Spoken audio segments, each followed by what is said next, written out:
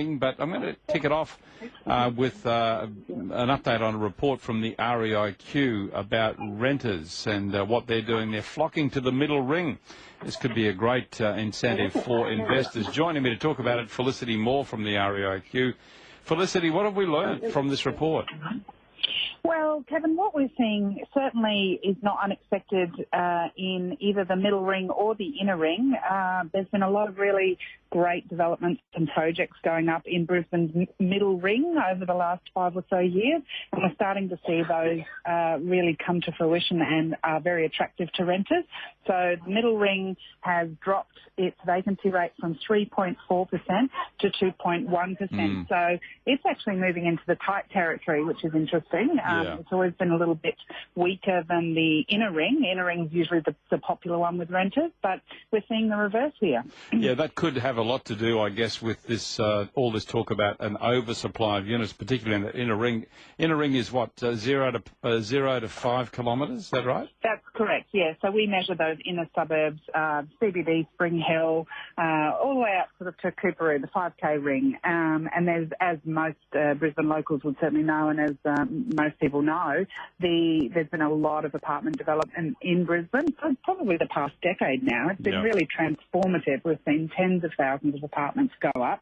And so really there was always going to be a point where that supply was going to start to outstrip some demand. So we know demand was quite high and that there was pressure on prices, but now we're starting to see some of that supply exceeding demand, which is not unexpected. Now, you mentioned in that outer ring, or that middle ring, sorry, the vacancy rate down to 2.1%, which, as you said, is very, very tight. The inner ring is at 4%. How would you classify that? Is that starting to get into an oversupply territory?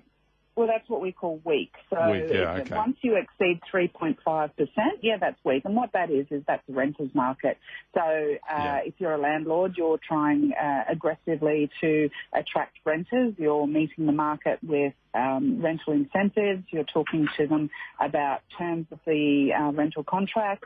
You're looking at ways that you can attract the very best renters in a climate and in an environment where renters have got a lot of choice at the moment.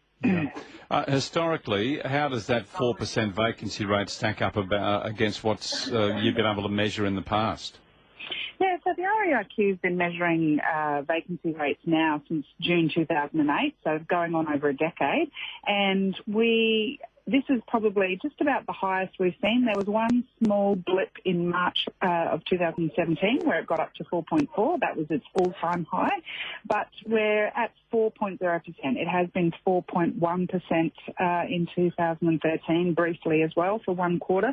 But generally speaking, that middle ring usually tracks in the healthy range of between 2.5% and 3.5%. Over the past 10 years, it's only deviated a handful of times out of that. So this is reasonably unusual. Any evidence yet that you're hearing about incentives being offered in that inner ring to secure tenants? We haven't heard yet of incentives, but we have heard of landlords negotiating willingly on rent and other terms. So looking at securing 18 months at a fixed rental rate, offering maybe a free rental period, but we haven't yet heard too much about additional bonuses or incentives that you tend to hear in these sorts of markets. So, but I'm sure that'll come. Moving outside of Brisbane, what's happening in some of the regional markets?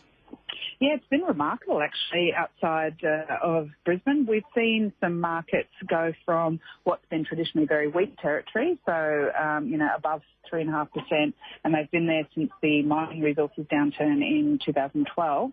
And now they've gone through a very weak phase of 10, 11% vacancies, now down to, what we're looking at in some markets, the most significant probably Mackay's at 3%, Bundaberg's at 1.7%. Wow.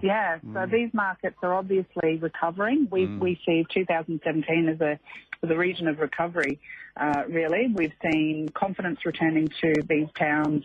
It's not just related to things like news that Adani is going to start hiring again, or commence production, but more to do with the fact that there's been a lot of attention from the government on jobs. There's been a lot of attention from the government on diversifying local economies for these regions. So we're seeing a lot of optimism there, and the jobs programs are gaining traction. So there's employment on offer, and that's really what attracts people to a town. They'll move there, rent for a little while, check it out, see if they like it, and then if their employment is secure, they tend to then move into the buying cycle. So we look at these markets and go, okay, when the rental market starts to really tick along and get into a good zone, then we look at the sales data, and that usually follows about 6 months behind. So 2018 looks like it's going to be a very promising year for a lot of these regional markets that have had quite a tough time. Felicity-Moore from the RAIQ, thank you so much for your time. Thanks, Katie. Well, it's only natural that in